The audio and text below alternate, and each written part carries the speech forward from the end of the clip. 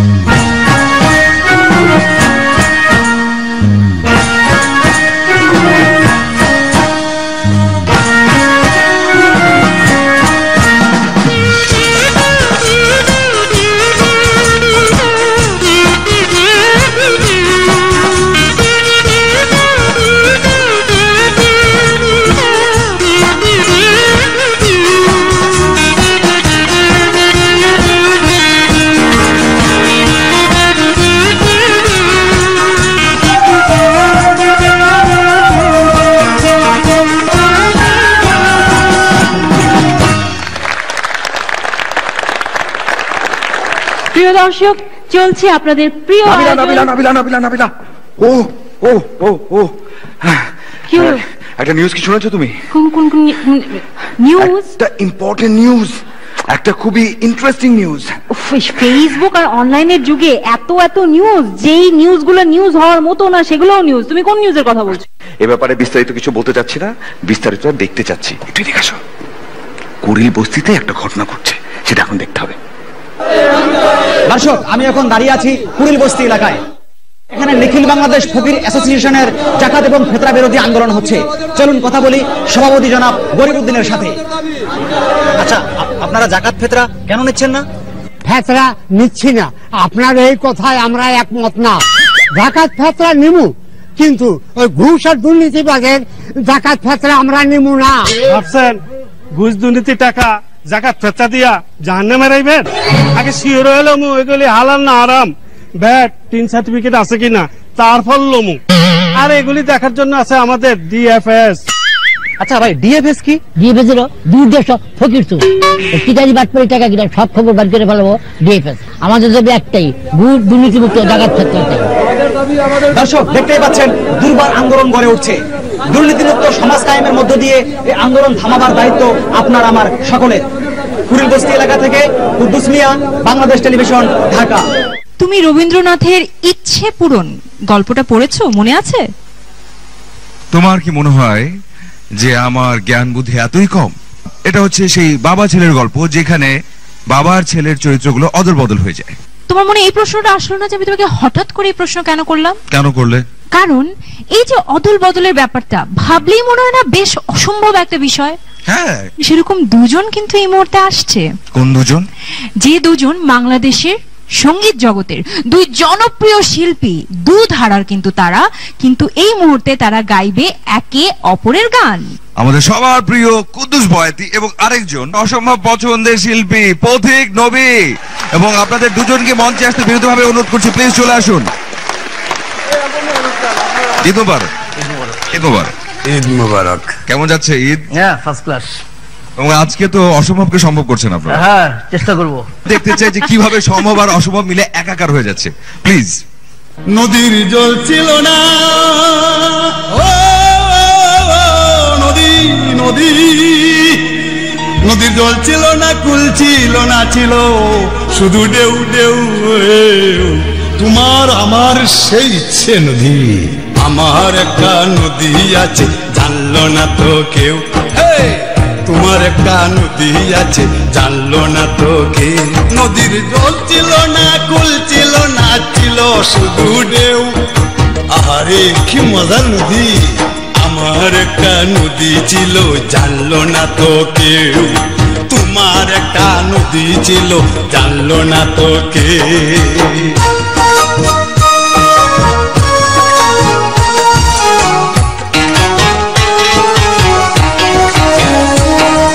সেই নদীর না জলে এলাম আমি অবশেষে, আহা হা হা, হে হে হে হে। সেই দেবেতে বেশে বেশে নৌকায় তাই এলাম শেষে, আহা হা হা, হে হে হে হে। এখন আমি কান্দি বসে নদীর কিনারে, এখন আমি সাঁতার কাটি, সাঁতার বোলা কেউ। আমার একটা নদী ছিল, জানলো না তো কেউ। তোমার একটা নদী ছিল, জানলো না তো কেউ। নদীর জল ছিল না, কুল ছিল না, ছিল শুধু ঢেউ, উথাল পাতাল ঢেউ আর ঢেউ। আমার একটা নদী ছিল, জানলো না তো কেউ। তোমার একটা নদী ছিল, জানলো না তো কেউ।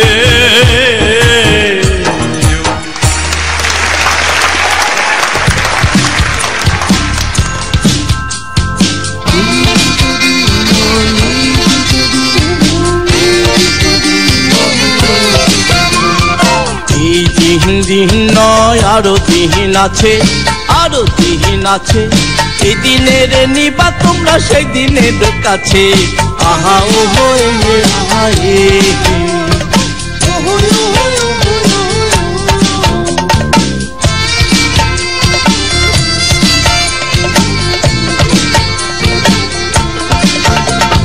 ছয় বছর বয়স হইছে আর সারণ নাই, আর সারণ নাই। স্কুলেতে যাইতে হইব মনে রাখা যায়। আহায় আহায় আহায় আহায় আহায় আহায় আহায়।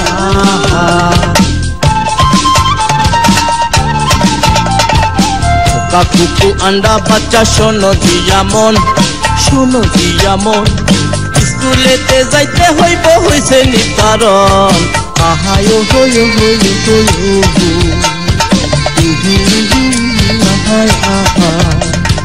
এই দিন দিন নয় আরো দিন আছে, এই দিন দিন নয় আরো দিন আছে। এই দিনের নিবা তোমরা সেই দিনের কাছে। আহায় আহায় আহায় আহায়,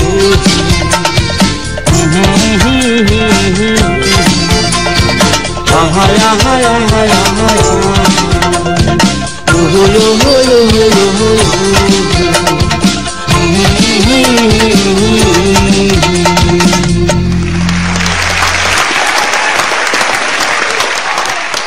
আনন্দ মেলাতে এবারে আপনারা দেখবেন বারবার একই ডায়লগ বলছি, আমি তো এবার এই লাইনটা বলবো না। এই যে কে আছে, এই আপনি স্ক্রিপ্ট নিয়ে আসেন, এদিকে আসেন। কি সমস্যা, এরকম বারবার বারবার একই লাইন কেন বলেছেন আপনি? আপনি আমাকে চেনেন? একটা শুধু একটা পাঞ্চ করবো না, কোথায় যাবেন কোনো ইয়াত্তা থাকবে না। কেন এই লাইনটা লিখেছেন?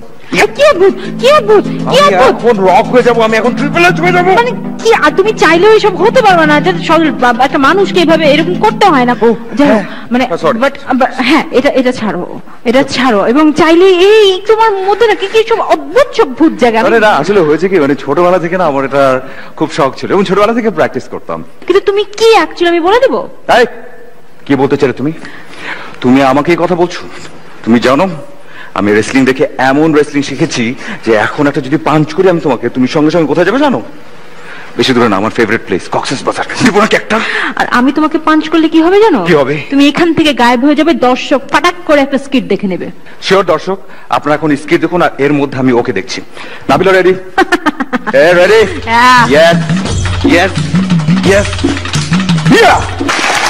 আমাদের দেশে চট্টগ্রামের একটি বিখ্যাত খেলা হচ্ছে জব্বারের বলি খেলা।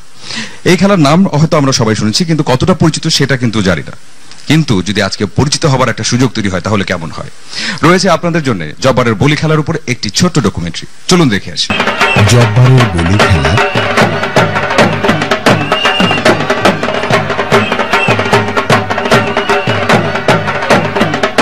এক বিশেষ ধরনের কুস্তি খেলা, যা চট্টগ্রামের লালদিঘি ময়দানে প্রতি বছরের 12ই বৈশাখে অনুষ্ঠিত হয়। এই খেলায় অংশগ্রহণকারীদের বলা হয় বলি। চট্টগ্রামের আঞ্চলিক ভাষায় কুস্তি বলি খেলা নামে পরিচিত। 1909 সালে চট্টগ্রামের বদরপাতি এলাকার ধনাঢ্য ব্যবসায়ী আব্দুল জব্বার সওদাগর এই প্রতিযোগিতার সূচনা করেন। তার মৃত্যুর পর এই প্রতিযোগিতা জব্বারের বলি খেলা নামে পরিচিতি লাভ করে। জব্বারের বলি খেলা একটি জনপ্রিয় ও ঐতিহ্যমণ্ডিত প্রতিযোগিতা হিসেবে বিবেচিত। বলি খেলাকে কেন্দ্র করে লালদিঘি ময়দানে আশেপাশে প্রায় 3 কিলোমিটার জুড়ে বৈশাখী মেলার আয়োজন হয়। এটি বৃহত্তর চট্টগ্রাম এলাকার সবচেয়ে বৃহৎ বৈশাখী মেলা। ভারতবর্ষের স্বাধীন নবাব টিপু সুলতানের পতনের পর এই দেশে ব্রিটিশ শাসন শুরু হয়। বাঙালি সংস্কৃতির বিকাশ এবং একই সঙ্গে বাঙালি যুব সম্প্রদায়ের মধ্যে ব্রিটিশ বিরোধী মনোভাব গড়ে তোলা এবং শক্তিমত্তা প্রদর্শনের মাধ্যমে তাদের মনোবল বাড়ানোর উদ্দেশ্যে চট্টগ্রামের বদরপ্রতি এলাকার ব্যবসায়ী আব্দুল জব্বার সওদাগর বলি খেলা বা কুস্তি প্রতিযোগিতার প্রবর্তন করেন। বাহ, ডকুমেন্টারিটা আমরা দেখলাম, ব্যাপারটা কত কষ্টসাধ্য, কতখানি অধ্যবসায়, কতখানি কসরত, কতখানি শরীর চর্চা। তুমি পারবা এসব করতে? তুমি যখন ও এমন কথাই বললো, বরং তখন একটু শেখার চেষ্টা করি, জানার চেষ্টা করি যে এই খেলাটা কেমন হয়, এই খেলাটা কি করে খেলতে হয়, কারা খেলেন, কতদিন ধরে খেলেন। এবং সেই সূত্র ধরে আমাদের মাঝে এখন রয়েছেন 4 জন বলি খেলোয়াড়। সবাইকে শুরুতে ঈদ মোবারক। দর্শক, আমাদের সাথে যে 4 জন বলি খেলোয়াড় আছে তাদের জন্য শুরুতে একটা জোরে তালি হয়ে যাক। সবাই খেলতো, তা আমি বলি খেলতেছি। নতুন খেলছেন কতদিন ধরে? যে 2-1 বছর হয়েছে আর কি। পেশা ব্যবসা। আমি চট্টগ্রামের লালদিঘির পারে 16 বছর রানিং চ্যাম্পিয়ন বর্তমান। 16 বছরের রানিং চ্যাম্পিয়ন আমাদের সাথে আছে, জোরে একটা তালি হোক ওনার জন্য, জোরে তালি। রুহুল আমিন কক্সবাজার ডি হিসাবে বলি খেলায় রুহুল আমিন স্টেডিয়ামে আমি 2য় নম্বর চ্যাম্পিয়ন, 2বার চ্যাম্পিয়ন আমাদের সাথে রয়েছেন, তার জন্য হয়ে যাক একটা জোরে তালি। এই যে 4 জন পার্টিসিপেন্ট রয়েছেন, 4 জন বলি খেলোয়াড় রয়েছেন, তাদের সবার সামনে রয়েছে 4 কাঁদি কলা এবং আপনাদেরকে যেটা করতে হবে খুবই স্বল্প সময়ের মধ্যে গাবাগাব খেতে হবে কলা। এবং আমরা সময় দিচ্ছি কতক্ষণ? 1 মিনিট। 1 minute start.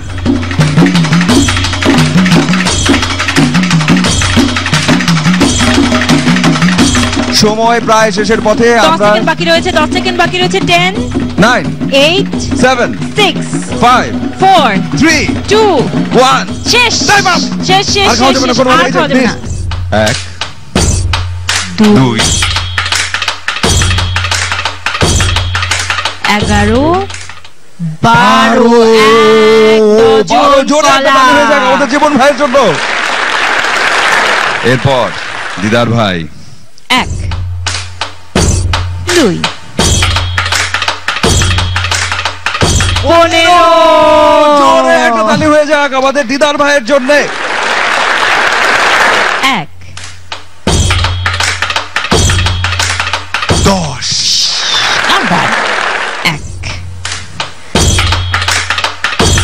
13টি। আমরা পেয়ে গেছি আমাদের আজকের উইনারকে এবং আমাদের উইনার হচ্ছেন দিদার ভাই। জোরে একটা তালি হয়ে যাক আমাদের আজকের বিজয়ীর জন্য। আজকে আমরা হারি জিতি নাহিলাজ, একদম সবাই সমান এবং সে কারণে সবার জন্য রয়েছে ছোট্ট একটা উপহার আমাদের সবার পক্ষ থেকে।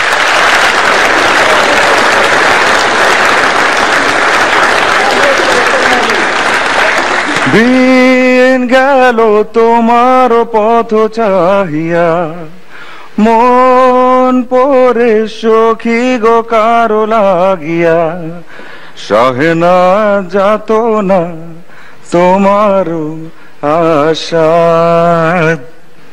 আশায় বসে থাকতে হবে এভাবে গান গাইলে, মানে এত সুন্দর একটা গান এবং তুমি তার মধ্যে নকল করে গাওয়ার চেষ্টা করছিলে। মোটেও না, আমি আমার খুব পছন্দের সিঙ্গার হাবিবের একটি গান গাইবার চেষ্টা করছিলাম। দর্শক নিশ্চয়ই আপনারা বুঝতে পেরেছেন। ঠিক আছে, যখন আমার মুখে গানটি শুনতে চাচ্ছেন না, ও চাচ্ছে না, তাহলে চলুন আমরা সরাসরি চলে যাই আমার পছন্দের সিঙ্গার হাবিবের একটি গান। আমার ভীষণ পছন্দের, চলুন দেখে ফেলি। পর্ব হতে যাচ্ছে এবং এই পর্বটা আসলে একটা গেম শো। আপনাদের মধ্য থেকে আমরা 8 জনকে সিলেক্ট করব। সেই 8 জন মঞ্চে চলে আসবেন, একের পর এক গেম খেলবেন এবং যে জিতে যাবেন তার জন্য রয়েছে চমৎকার একটা পুরস্কার। একটা তালি হয়ে যাক জোরে।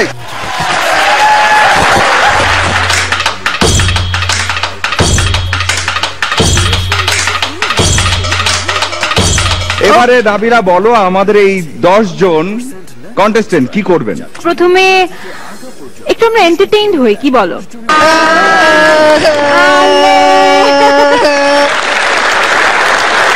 কি হবে ওনার জন্য?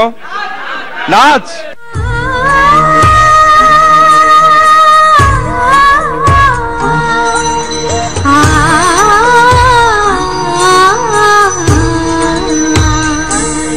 মোরে ঘুম ঘুরিলে মনোহর নমন। 1, 2, 3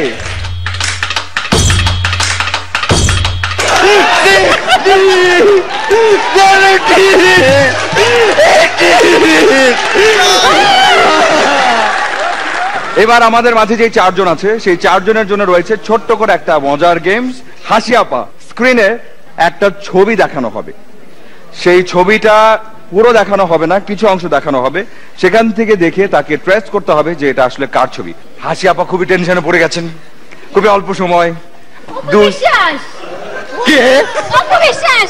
হয়েছে, জোরে একটা তালি হয়েছে করার জন্য। সামনে হয়ে বলেন। না না না, সামনে না, এখানে বলতে হবে না। চিত্রনায়ক ফেরদৌস। ঘুরে যাও, সময় নাও, দেখতে থাকো দেখতে থাকো দেখতে থাকো। কার ছবি কার ছবি কি মনে হচ্ছে বলো? দরকার হলে তুমি এই পর্যন্ত আসতে পারো। কি নাম, কি হয়েছে উত্তর বলো? কে? না মেবি না, ভালো করে দেখো, দরকার হলে যে কাছে এসে দেখো। সাকিব খান। হয়েছে। তারা সবাই সবকিছু এত দুর্দান্ত ভাবে আনসার করতে পারলো, এটা কিন্তু অনেক বড় একটা ব্যাপার। সবার জন্য একটা জোরে তালি হয়ে যাক।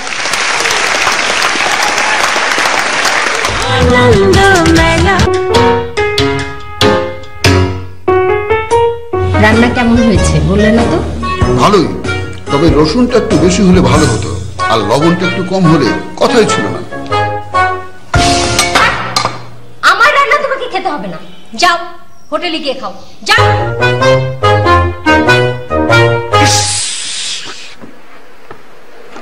মানে সত্য কথা, সত্য কথা বলার ফল কি হয় দেখতে পেলেন? সত্য কথা মানে মোটেও এই কথা সত্যি ছিল না। একদম সত্যি কথা। এভাবে কখনো বলতে হয় নাকি? কিভাবে বলতে হয়? আশ্চর্য, স্ত্রী কত কষ্ট করে রান্না করলো, মানে একটা মানুষ পুরুষ জাতি যা ইচ্ছা মনে আসলো বলে দিল, মানে কষ্টের কোনো মূল্য নাই। বলবে না? ঠিক আছে, তাহলে এমন বলুক।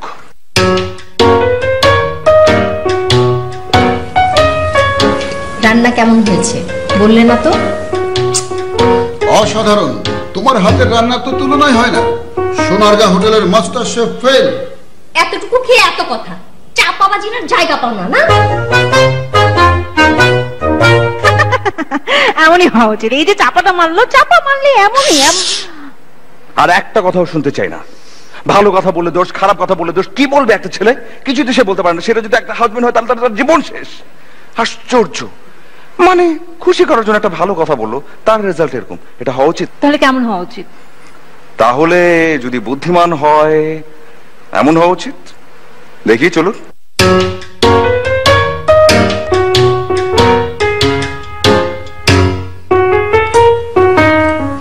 রান্না কেমন হয়েছে বললে না তো? এগুলো তুমি রান্না করেছো? আমি তো মনে করেছি আমার শাশুড়ি আম্মা আমার জন্য রান্না করে পাঠিয়েছেন। আরে তোমার রান্না তো একদম আমার শাশুড়ি আম্মার মতো, তুলনাহীন। এই আরেকটু নাও না প্লিজ। ডিপ্লোম্যাটিক হন, সংসার জীবনে সুখী থাকুন। মম চিত্তে মৃত নিত্যে কে যে নাচে, তাতা থই থই তাতা থই থই তাতা থই থই তাতা থই থই। তোমার কি গান গাইতে ইচ্ছে করছে না গানের সঙ্গে নাচতেও ইচ্ছে করছে? অনেকক্ষণ তো অনেক কিছু হয়ে গেল, কিন্তু কেন যেন মন ভরছে না। আমার মনে হচ্ছে যে অন্যরকম কিছু একটা দেখতে পেলে অনেক বেশি ভালো হতো। একটা যদি নাচ হতো না, সেরকম একটা নাচ খুব ভালো। একদম আমার মনের কথা বলেছে। একটা নাচ কিন্তু হওয়া খুব জরুরি। হ্যাঁ, কিন্তু সেই সাথে আরেকটা জিনিস বলতে চাই। তুমি কি মনে করছো যে তুমি শুধু একাই আছো যাকে আমি এত বেশি পছন্দ করি, এত বেশি ভালোবাসি? সে ছাড়া আরেকজন কিন্তু আছে। কে সে? দেখতে চাও? বলো। আপনারা দেখতে চান? আমিও দেখি। কোনো কথা বলতে চাই না, সরাসরি চলুন এই নৃত্য অংশটা দেখে ফেলি প্লিজ। রুকো রুকো হুরমাত, জলদি আইসো, গাড়ি ছুটাইয়া যাইবে। এটা ওই সংসপ্ত নাটকের ডায়লগটা না? 100তে 100। আচ্ছা তুমি বলো, আগে ছোটবেলায় তোমার পছন্দের টিভি চ্যানেল কোনটা? অবশ্যই বিটিভি। তুমি যদি দেখো খেয়াল করে যে বিটিভিতে বিশুদ্ধ বাংলা চর্চা হয়ে থাকে, বাংলার ব্যবহার হয়ে থাকে, কিন্তু একটা জিনিস ভাবলেই না মেজাজটা খুব খারাপ হয়ে যায়। সেটা কি? মানে এখন কিছু কিছু মানুষ আছে কথা নাই বার্তা নেই, বিটিভিরা তো নিন্দা করে না, মানে আমার দেখলেই শুনলেই না মানে এত এত দুঃখ হয়। কি বলছো তুমি এসব? তুমি বিশ্বাস করছো না? আরে বিশ্বাস করবো কি? কেউ যদি এটা করে থাকে তাদের মধ্যে একটা প্রবলেম আছে এবং তারা আসলে একটু স্মার্ট হবার চেষ্টা করছে। আমি জানি না কি হবার চেষ্টা করছে, আমি তোমাকে দেখাচ্ছি কি হচ্ছে। দেখো দেখো কি কি বলছে। দেখি দেখি ওদিকে দেখো বিটিভি নিয়ে কি বলা হচ্ছে। কি বলছে?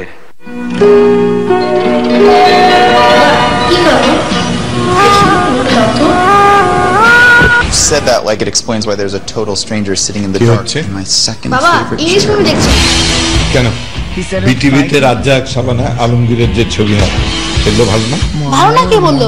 কিন্তু সেসব তো ব্যাগ দিবে। আর এইসব উদ্ভট বানানোর কাহিনীগুলো সব আপডেট না? বাবা রিমোটটা কই? দে তাড়াতাড়ি, সিরিয়াল শুরু হয়ে যাচ্ছে। আচ্ছা বৌমা, এ সমস্ত সিরিয়াল থেকে তোমরা কি পাও বলো তো? কেন বাবা, কত কিছুই তো শেখা যায়। এই যে নতুন নতুন ফ্যাশন, গহনার ডিজাইন আর মেকআপ টেকআপ তো আমরা সিরিয়াল দেখেই শিখি বাবা।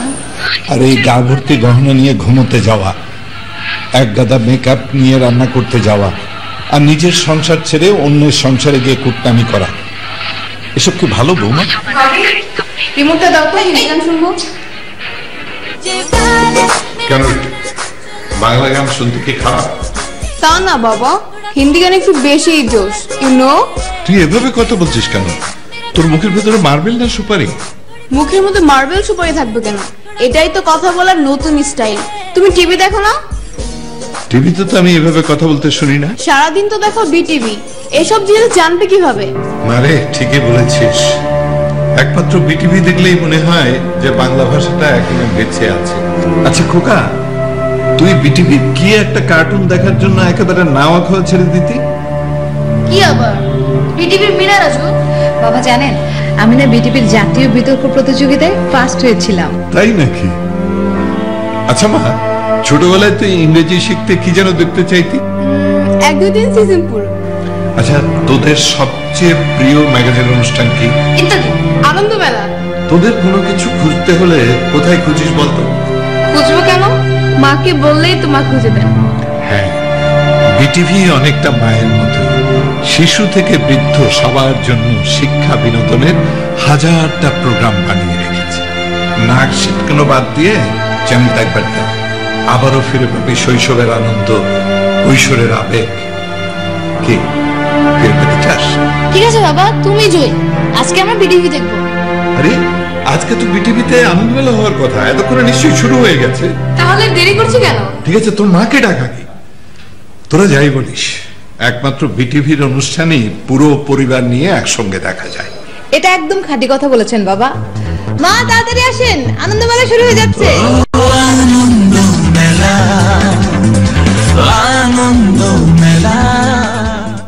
এমন একজনকে এই মুহূর্তে আমরা ডাকবো মঞ্চে। আমি ধরতে পেরেছি। বলো কে? তিনি আর কেউ নন, তিনি হচ্ছেন চন্দন সিনহা। তিনি যে গানটি নিয়ে আসবেন এই মুহূর্তে, সেই গানটি লিখেছেন কবির বকুল, সুর করেছেন প্রথমা প্রযুক্তা এবং সঙ্গীতায়োজনে ছিলেন আরিফিন রূপ।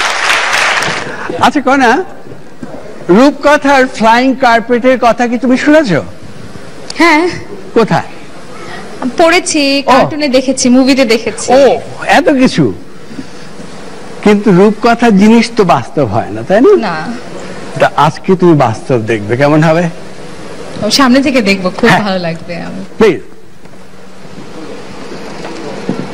এই দেখো, কার্পেট শুয়ে রাখো, ধরে রাখো। ওকে, গুড। এইবার তুমি এটার উপরে উঠে এখানে বসে পড়ো। ভয় করছে? না না, ভয় নেই, অ্যাম্বুলেন্স রেডি দেখেছি। গুড, এখানে বসো, আরেকটু পিছনে আসো। গুড, এবারে পাটা ঘুরিয়ে দাও এদিকে। বিদায় না? ওকে, আরাম করে এই বালিশে শুয়ে পড়ো। গুড, চক্ষু বন্ধ।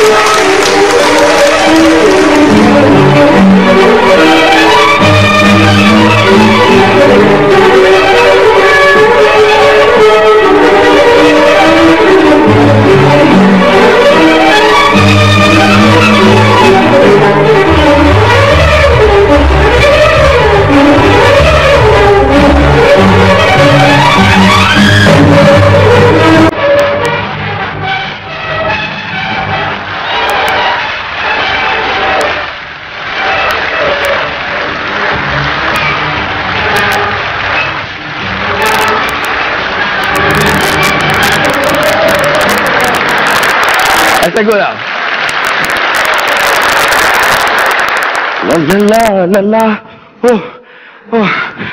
নাবিলা, ইদানিং আশপাশে হর হামেশা কি ঘটনা ঘটছে সেগুলো খেয়াল করছো? কি হচ্ছে? অদ্ভুত অদ্ভুত ঘটনা ঘটছে। কারো কাছে এই যে সামনে তিনটা ক্যামেরা দেখতে পাচ্ছ, ওই যে উপর একটা ক্যামেরা, এরকম ক্যামেরায় যদি থাকে সে সঙ্গে সঙ্গে নাট্য পরিচালক হয়ে যাচ্ছে, সঙ্গে সঙ্গে শুটিং শুরু করে দিচ্ছে। একদম ঠিক বলেছে। রাস্তাঘাটে এগুলো এত দেখা যায়, এবং কি সব নাটক হচ্ছে, স্ক্রিপ্ট নাই, সংলাপ নাই, কিচ্ছু নাই, কোনো আগা মাথা কিচ্ছু নাই। এবং এমনই একটা শুটিং এখনই আমরা দেখতে যাব। আপনারা যাবেন তো? প্লিজ চলুন।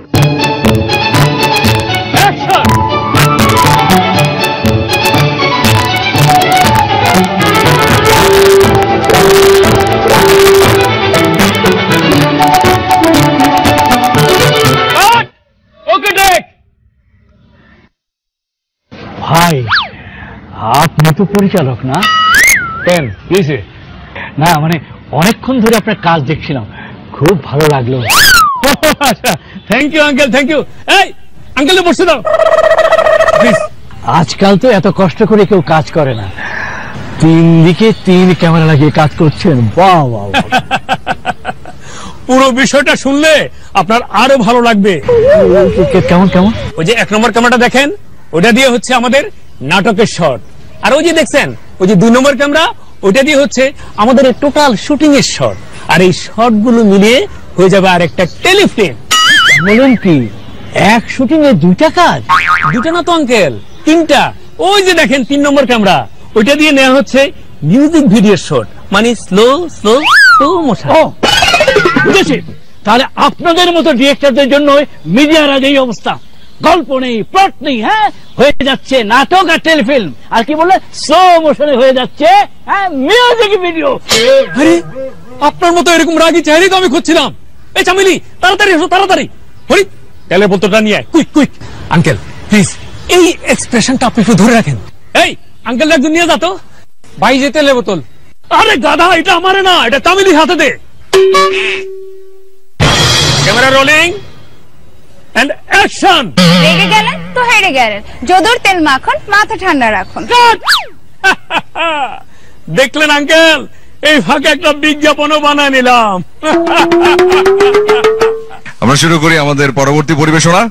আমাদের মাঝে রয়েছেন এমন কিছু ব্যক্তিত্ব, অবশ্যই তাদেরকে ব্যক্তিত্ব বলবো, যারা একটি ভিন্ন পেশায় জড়িত রয়েছেন এবং পেশাটি সম্পর্কে কম বেশ আমরা সবাই জানি। আমাদের সঙ্গে রয়েছেন আমাদের সবার খুব প্রিয় হকার ভাইরা। তাদের জন্য একটা জোরে তালি হয়ে যাক।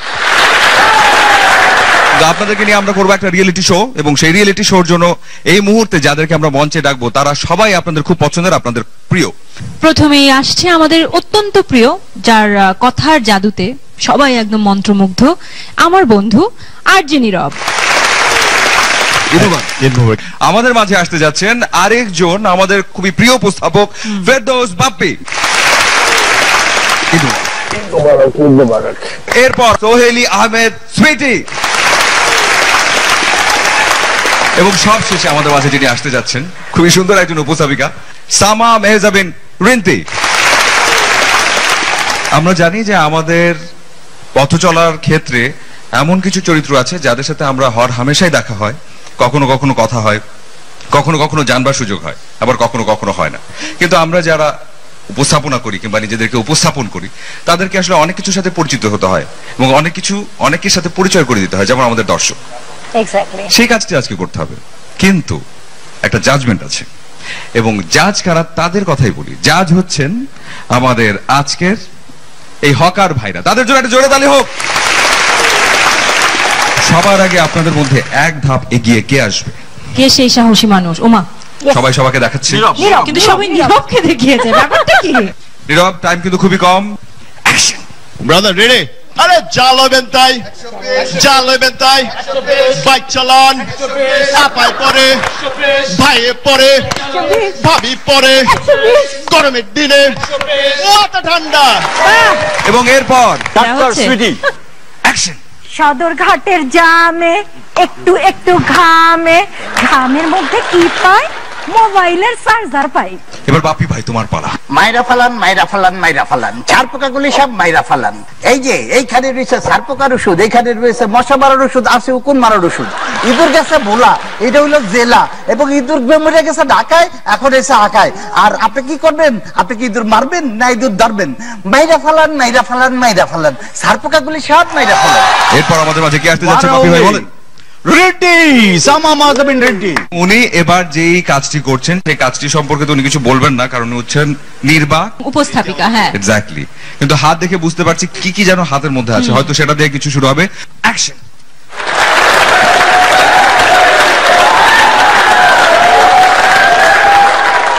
এই যে ম্যাডাম, ম্যাডাম এদিকে, এদিকে, এদিকে, এদিক, আর একটু এদিকে। কি দিচ্ছেন দেখি নাই তো?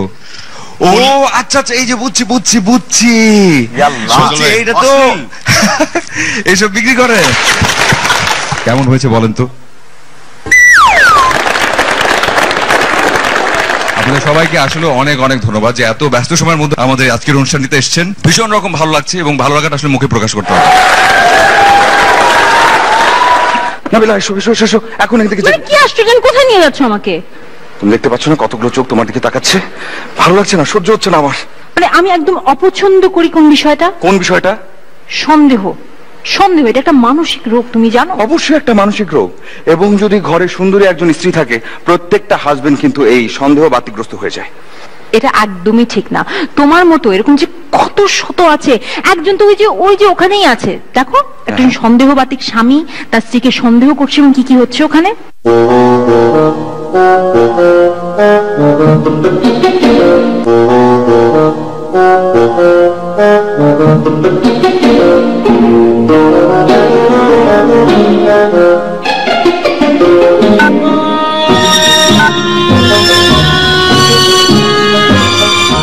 হ্যালো, আচ্ছা তুমি কোথায় বলো তো? আমি আবার কোথায় থাকবো? কি হয়েছে তোমার? আমার কিছু হয় নাই, তুমি এখন কোথায় সেটা বলো। আমি বাসায়। বাসায় তো থাকার কথা, নাকি অন্য কোথাও থাকার কথা? হ্যাঁ, বাসায় না। আচ্ছা একটু ব্লেন্ডারটা চালাও তো। ব্লেন্ডার চালাতে হবে কেন? চালাতে হবে কেন সেটা আমি বুঝবো, যা বলছি সেটা করো। আচ্ছা করছি।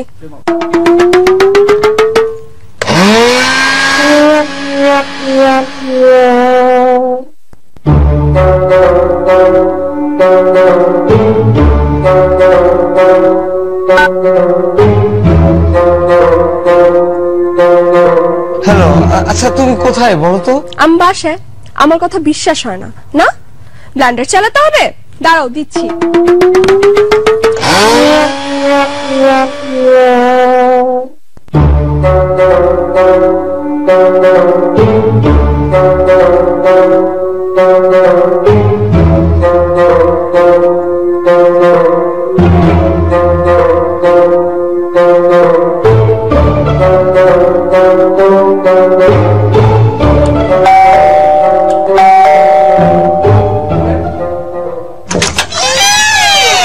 এতক্ষণ লাগে কেন আপনার দরজা খুলতে?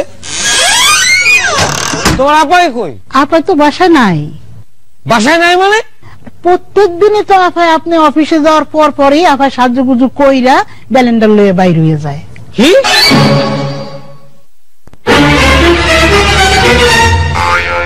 একদম ঠিক আছে, একজন সন্দেহবাতিক স্বামীর এমনই দশা হচ্ছে। নাবিলা চুপ।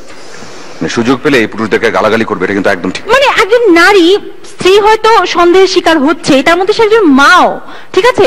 সে বাচ্চা নিয়ে যখন শপিং এ যায় বা বাচ্চাকে যখন নিয়ে যাচ্ছে না, তখন কত রকমের ঝক্কি ঝামেলা পোহাতে হয়। কি ধরনের ঝক্কি ঝামেলা হতে পারে আমি দেখতে চাই, শুনতে চাই। তো তোমার দেখা উচিত, নাহলে তো বুঝবে না যে কত কষ্ট। দেখো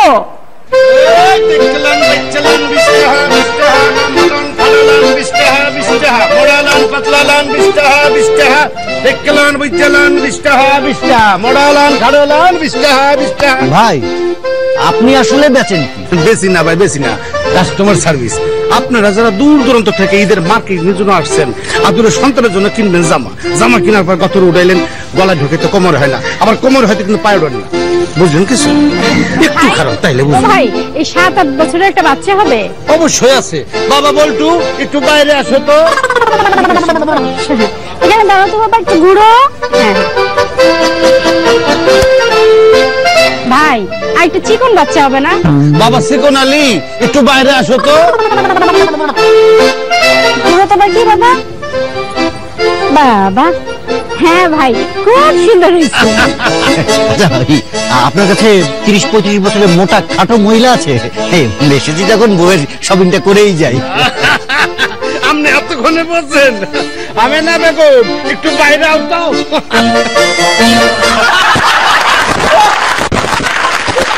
চন্দনা গো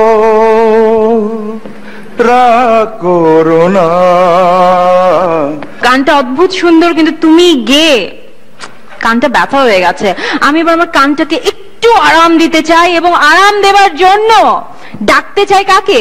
আমি বলি, সবাই একসঙ্গে বলি, প্লিজ মঞ্চে আসুক, আমাদের মাঝে আসুক আমাদের সবার প্রিয় গায়ক এবং জনপ্রিয় কণ্ঠশিল্পী কুমার বিশ্বজিৎ। চলতে চলতে আমরা একেবারে পথের শেষ প্রান্তে চলে এসেছি।